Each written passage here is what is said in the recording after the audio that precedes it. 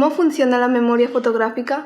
Bé, primer de tot, crec que cal recalcar que el concepte de memòria fotogràfica en si mateix, com ens el pinten a les pel·lícules o a les sèries, no creiem que sigui adequat. És a dir, és molt difícil, o no sabem, no coneixem, de casos als quals el que entenem com a memòria fotogràfica, és a dir, aquella gent que pot tancar els ulls i pot reviure amb tot detall allò que va percebre visualment en el passat, realment ocorri, realment passi.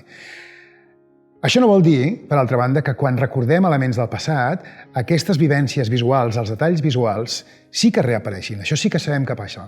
I el que també sabem és que el grau de nitidesa visual al que certes persones poden recuperar el passat també difereix a la població. Hi ha gent que pot recuperar amb molta vivesa visual alguns aspectes i altres que menys.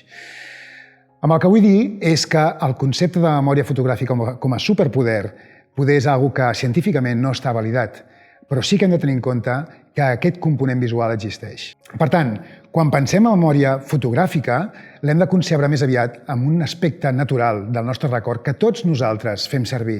Si qualsevol de vosaltres fa l'exercici de tancar els ulls i pensar amb qui menjava ahir, és capaç, d'alguna manera, de recuperar certs elements visuals, que els podria fins i tot pintar, si volgués.